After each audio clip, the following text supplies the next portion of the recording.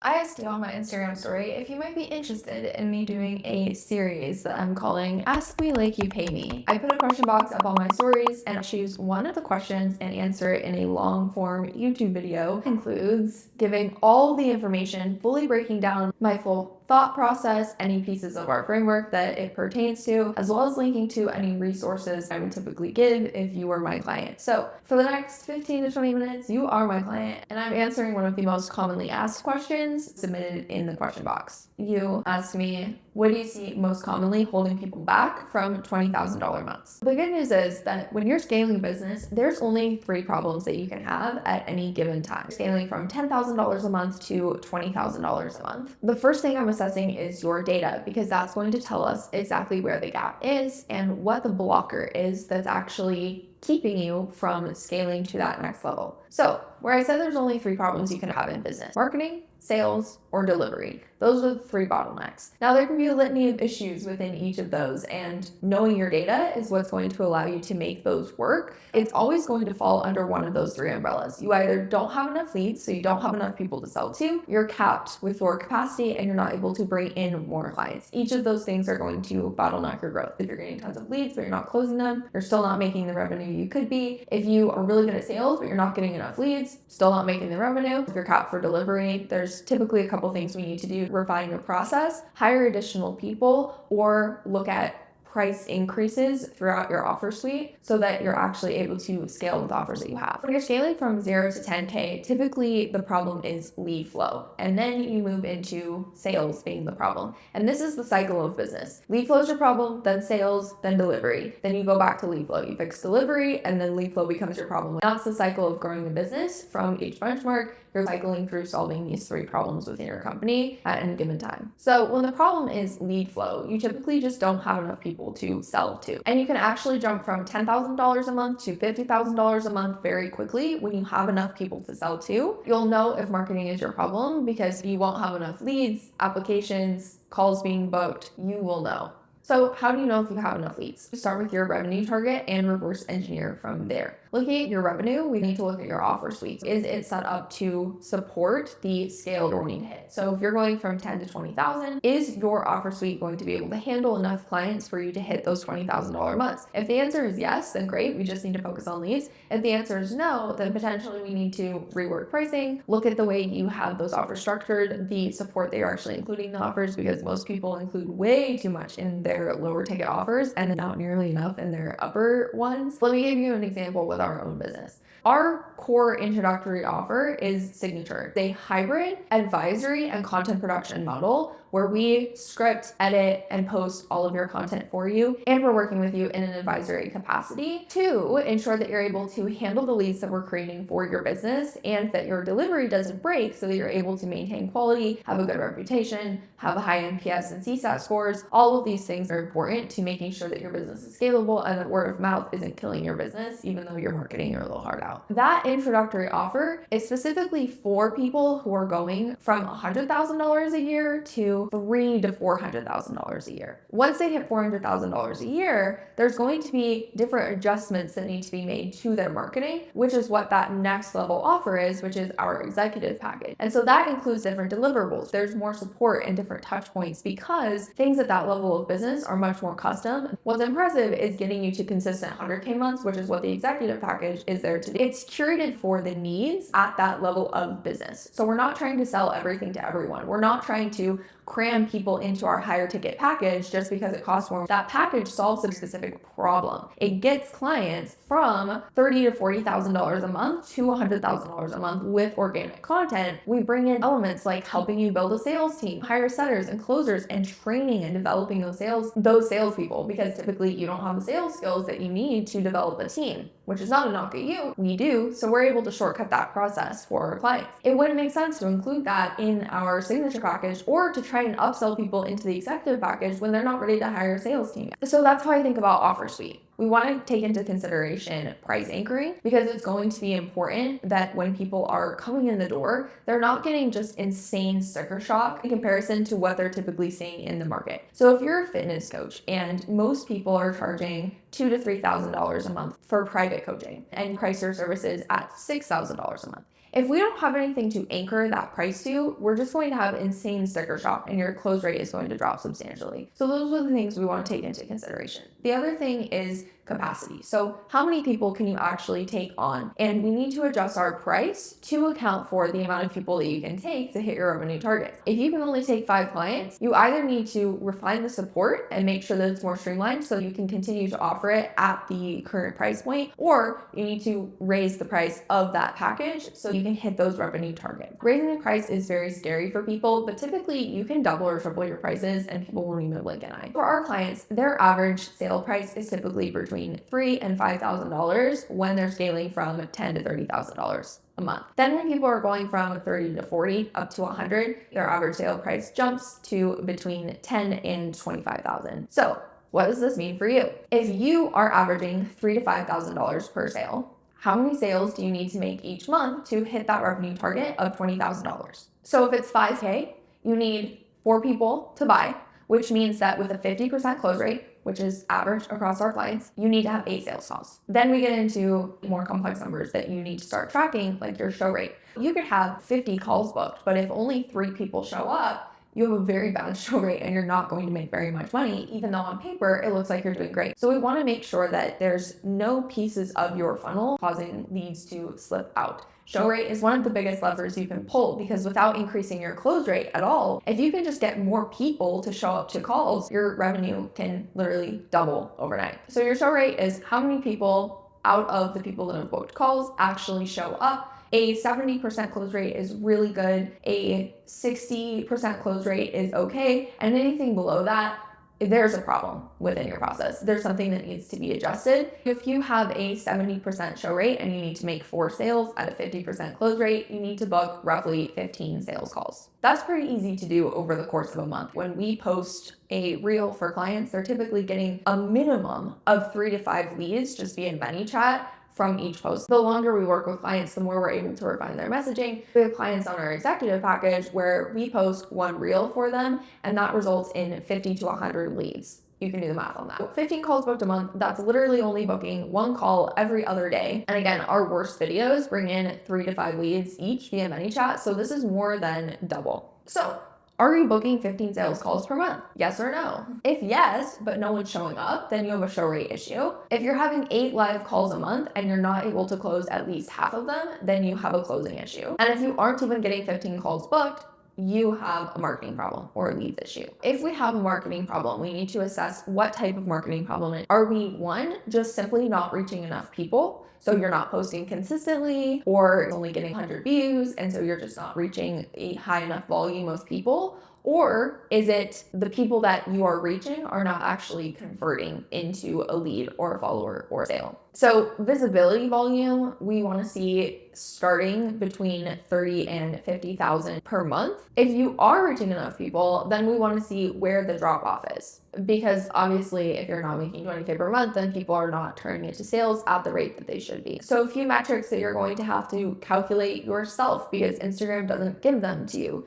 You need to know your content conversion rate, and you can get that by taking the amount of reach that you get. You can calculate that number by taking the amount of profile views divided by the amount of reach that you get times 100, and that will give you your percentage. You should be converting, your content should be converting at 3% or more. We want to look at your profile conversion rate, which should be around 5%. And so you get that by taking the link clicks divided by profile views times 100, so you can get that percentage. If it's less than 5%, then you know that's your problem.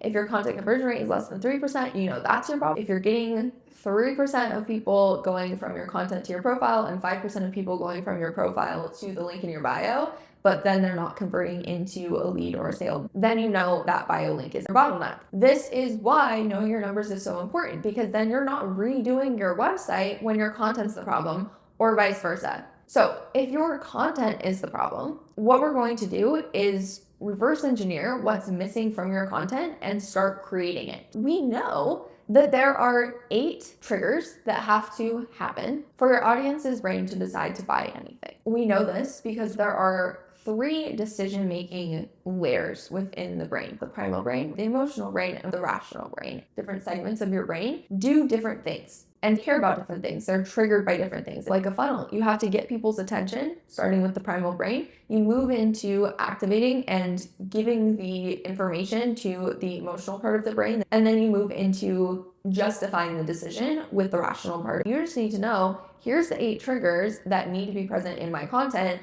Am I doing these things? Yes or no? If you're doing those things and you're doing them correctly, then you're hitting all of those buttons in your audience's brain and you will see leads coming in. Typically, the biggest gaps are hyper-specific symptoms. You need to be speaking to the symptoms your audience is experiencing, not the problems that they're having. The problem is the root cause. That's the thing that you know because you're the expert. The symptom is the thing that they're actually sitting with and experiencing every day. The symptom is, I'm posting every day, but I'm not getting leads. The problem is probably that you're missing hitting on one or more of these 8 psychological triggers, or you're creating education heavy content, so you're not hitting on any of those psychological triggers. But if I were to just create content being like, how to hit these psychological triggers, no one's gonna watch that content because they don't understand why they need to do that. If I create content saying, here's why your content isn't getting leads, that is activating the symptom, which is triggering the primal brain, which is selfish and constantly scanning for information that is going to help it survive. Speaking to those symptoms and shifting from speaking to problems into symptoms in your content is going to help you so much. The second big thing most people miss is objection handling. There are questions and concerns and reasons that your audience has not to buy from you. If you don't overcome those objections, if you don't answer those questions and overcome those concerns in your content, they're not going to buy anything from you. They're not even going to reach out to ask you those questions. You want to make sure that you're hitting home to people's desired outcomes in your content. So you have to help them understand that you understand what it is that if you're not clearly illustrating for them what the outcome of working with you is, and it's not aligned with what they actually want, then you're not going to be successful. Let me give you an example of this. I see so many people that are like, the outcome of my program is confidence. Is anyone on social media searching how to be confident? Maybe, but probably not. I see so many people say, the outcome of my program is being more confident. Great. That's not what people are hiring you for. People are hiring you to get more dates, be less awkward on dates, negotiate in an interview. They want to know what to say. A byproduct of knowing those things and being able to do those things is likely, yes, increased confidence. But that's not why they're coming to you. That's not the outcome they want. They don't want to be confident in an interview. They want to get the money that they want in the interview. So you want to speak to the outcome that they actually desire, not just the things that you've recognized are a byproduct of the program. It's wonderful that people are more confident or that they feel better about themselves, but that's not the core selling point. They're here to make more money, have their status elevated, to stop getting cheated on by crappy men. That is the reason that they're hiring you. They have very specific outcomes in mind, and you want to speak to those things, not these theoretical byproducts that you've decided are important. The next thing most people miss is their villain. What is wrong, ineffective, or unethical about your industry? I guarantee you can think of at least one thing. People are so afraid to talk about their villains because they're afraid of pissing people off. And there's a very famous quote from a very famous CEO who says that you have to piss off your 80% to get to your 20%. And that couldn't be more true. When you speak to everyone, you're speaking to no one. And the psychology behind that is the fact that the brain requires contrast to pay attention. Once again, going back to that primal brain, if it doesn't understand that this is applicable to them, they're not interested. Contrast is one of the best ways to get people's attention because it helps them understand that this applies to them and it helps to see that you are different. You have to differentiate yourself from your competitors by talking about the things in your industry that you stand against and what you stand for. That's where most people go wrong, is they think that the goal with a villain is to like tear other people down and villainize other people in their industry. That's not it. The point of speaking to your villains is to serve your audience. Your audience wants to know what's unethical and happening in your industry. They want to know what they should avoid. They want you to warn them, and they deserve to have that warning. So I think you should be the person that does that for them. Next is authority. Most people think they're building authority by trying to sound smart in their content and using a lot of jargon that people can't possibly understand. You need to walk the line between using jargon so that it's clear that you know what you're talking about, and also making the concepts applicable to a wide variety of people so they can understand what they're talking about. I always say smart people have a hard time on Instagram because you're using too many big words, you're trying to sound smart, you're trying to share all of the knowledge that you have, which is wonderful. But that knowledge isn't transferable if people don't understand that it's applicable to them. So there's actually an equation that you can use for authority, but we're looking for vulnerability plus controversy, aspiration. People want something to aspire to, they want something to want to try to achieve. They also need to see the vulnerable parts. And so actually showing some of your flaws, showing some of your mistakes, showing some of the things that you've been through is actually going to increase trust. And a lot of people are hesitant to do that because they're like, well, I want to be seen as expert, I want to be seen as professional. And if I tell people about all these mistakes I've made, then I'm not going to be seen as professional. My counter to that is, would you agree with me that in a typical professional setting, talking a lot about getting arrested or having a DUI would be considered unprofessional, right? Can we all agree that? Okay, so then why, when Layla talks about her past, her history of being arrested and how that changed her life and the impact, why does that make us see her as more of an authority? It's because there has to be balance in any person's personality, especially their public personality. We don't trust what's too clean and too polished. Sharing those pitfalls, sharing those mistakes, those make people trust you. You're not damaging your credibility because you're pairing that with aspiration. It's not just, oh, look at all this stuff that I messed up and I suck. It's also, here's what I've learned. Here's where I am now. Here's the result that I was able to achieve once I made these shifts. And ideally, those shifts are the things that you're actually delivering and teaching within your offering. Then we have the controversy factor, which ties in that villain. And that's important because the brain needs contrast. Your brain functions on a binary level, good or bad, cheap, expensive, dangerous, safe.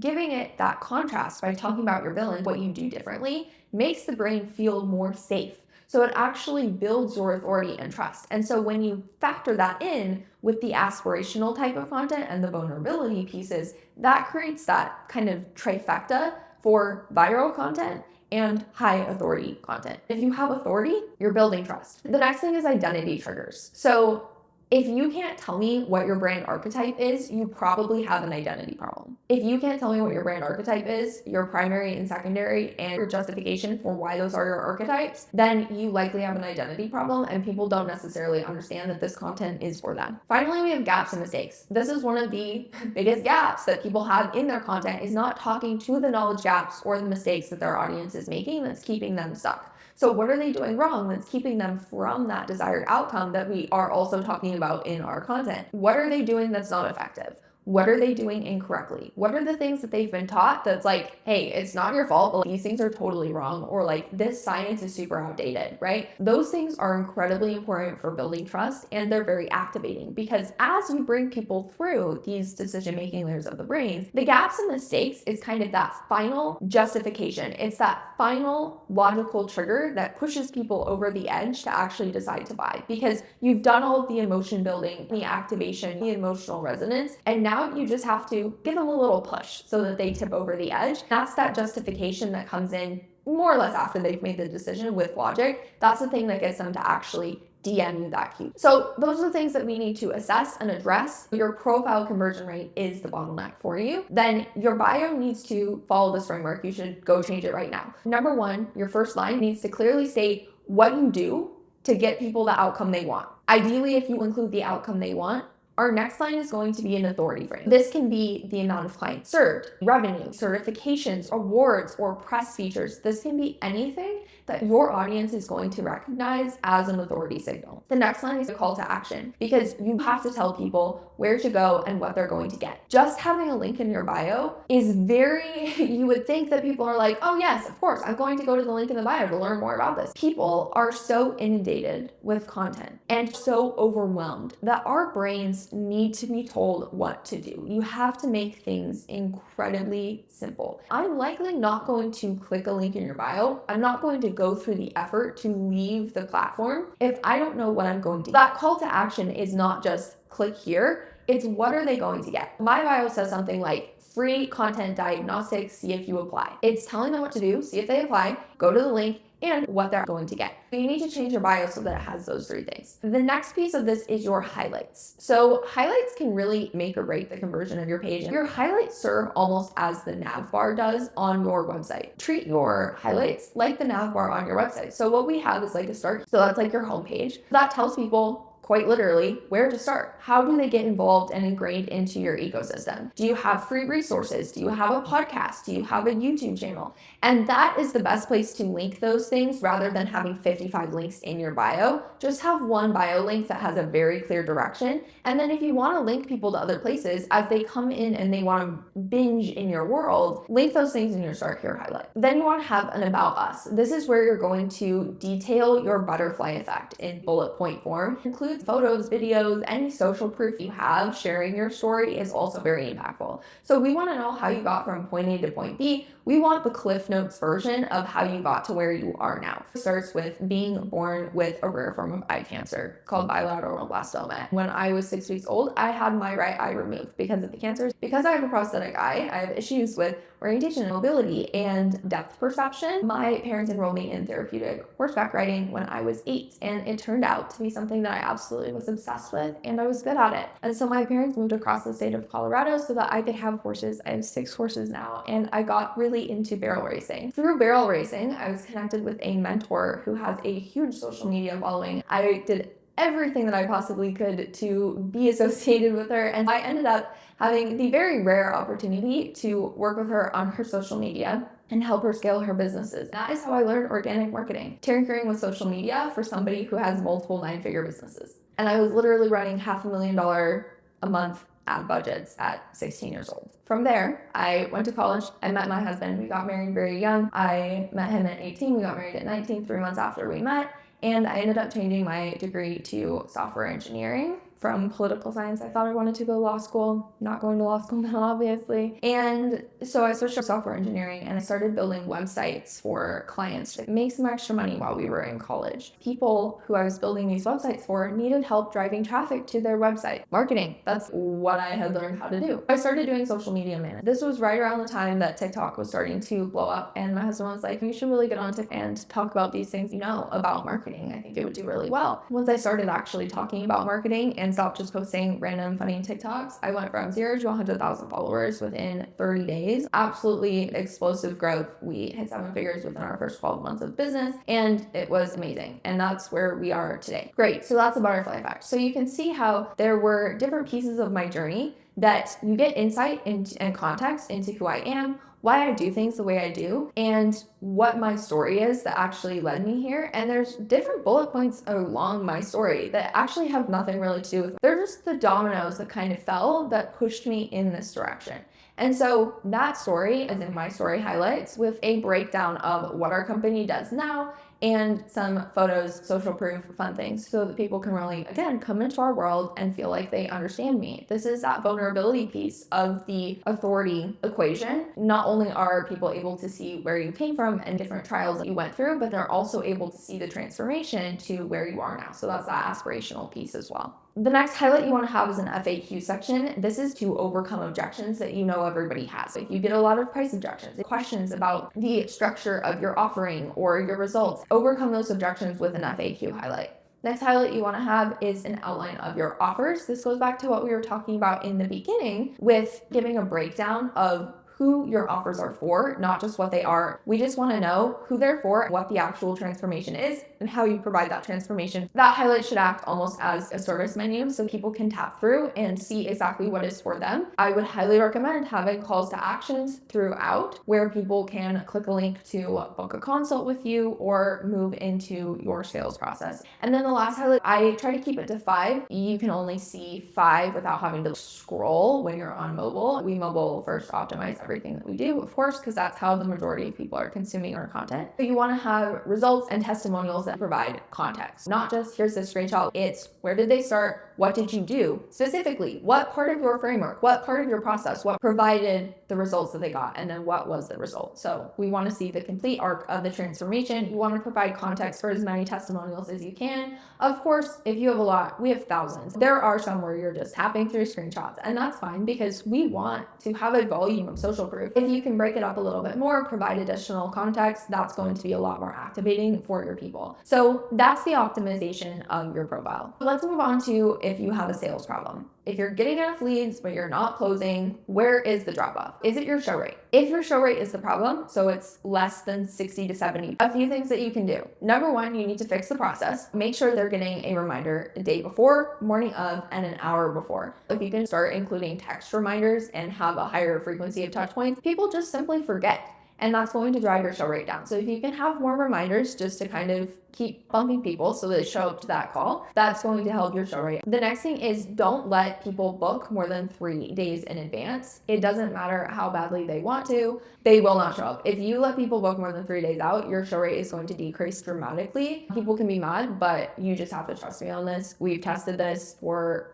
literally thousands of clients. We've tested this ourselves. Do not let people book more than 3 days out. Make sure the call is easy to join with no tech issues, okay? I had a client who we're now doing management for, and she switched to a different booking software and sales just started to drop. No shows doubled. It was just a tech issue. It wasn't a problem with her content. We didn't need to change her sales page. All of these things that people go to, like worst case scenario, when their lead flow starts to drop or when their sales start to decline, because they don't know their numbers. But because we knew, okay, the show rate's the problem, this corresponds exactly with when we moved over to this new platform. It was just a technical issue. Once we fixed that, we were back to rolling. Sometimes it's not that the algorithm hates you. Sometimes it's just a tech issue. Now, if close rate is your problem, typically there's a few things. Number one, your script is bad. If your script is bad, you are probably not going deep enough in discovery. I don't know why more people don't talk about this, but if you go deep enough in discovery and you fully understand where they are at, what their current reality is, what they've tried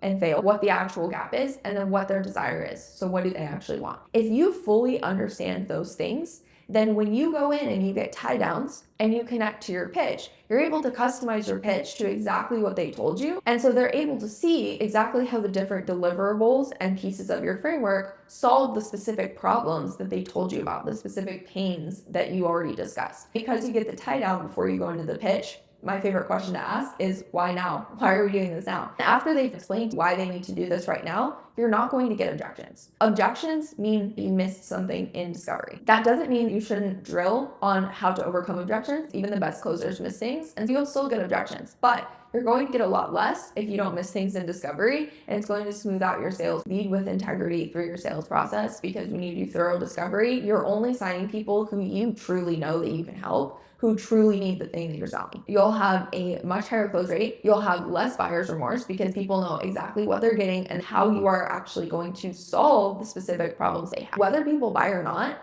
they walk away with clarity and a sense of direction. You are building goodwill and they feel they got value because they understand what they need to shift, even if they're not hiring you to help them. If delivery happens to be your problem, you probably need to shift your prices, because you should not be capped for delivery unless you're undercharging, and most people are undercharging. Now, once you get to $30,000 to $50,000 a month, that's where we start to see true delivery bottlenecks, where we can't raise the price anymore for the market. We need to streamline the support or hire people to support the delivery. To do that, you have to understand your customer acquisition costs, how much it costs to deliver for clients, and what your lifetime value is. If you're not tracking those numbers, it's going to be a lot harder to scale because you're not going to know what levers to pull. And if you take anything away from this video, I need you to know knowing your numbers is the only way to scale in business. It separates people who make $20,000 a month from the people who make $100,000 a month. They're not smarter and better than you. They just know their numbers, so they know what buttons to press. They know what levers to pull within their business to get the results they want. That's all business is a series of pulling different levers at different times. If your lead flow is a bottleneck, we need to understand where within your process you are losing leads. That way you're not focusing time on creating new content or redoing your sales page when that's not your problem. Within your sales process, this is important because people will start firing their closers and hiring new setters and trying to change things dramatically within their process. And really, all it is a technical issue that's driving their show rate down. We need to understand because that tells us what levers we can pull. Each of these things, you're not going to be able to set it up perfectly from the beginning. It's a balancing act, fixing things enough that you can get to the next level and then solve for the next bottleneck. That's all business really is. The resource I'm going to link in the description. If you drop your email, I will send it to you. It will help you reverse engineer how many posts need to be going out, average views, so your visibility volume, where your conversion rate is, and you can see, okay, with my current numbers, this is where I'm going to be capped, or this is what I should be hitting. You can reverse engineer and see where the gaps are. I would highly recommend getting that Excel sheet and playing around with your numbers so you can reverse engineer what your KPIs need to be based off your average sale price. You need to start installing more advanced tracking to double your revenue to go from $10,000 to $20,000 a month. If you are someone who has identified that content is your problem, then I would highly recommend, there will also be a link in the description, to apply for a free content diagnostic with our team. We'll look at your social media and we'll tell you which of those 8 buying triggers are missing. We'll write you a couple pieces of content that will fill one of those gaps. And then you'll have a gap assessment call with a member of our team who will walk you through that and take a look at your marketing, sales, delivery data, all of this information that we went over here on the call, and tell you exactly what your bottleneck is and what needs to change. If it's something that we can help with, great. We'll walk you through what that looks like. If it's not, then you'll walk away with some clarity and a sense of direction, and we'll refer you to somebody who can help if we're not able to. So I hope you loved this video. Keep an eye out for Instagram stories because that is where I'm going to be posting my question boxes to get the weekly questions for this. I'll see you in the next one. Bye.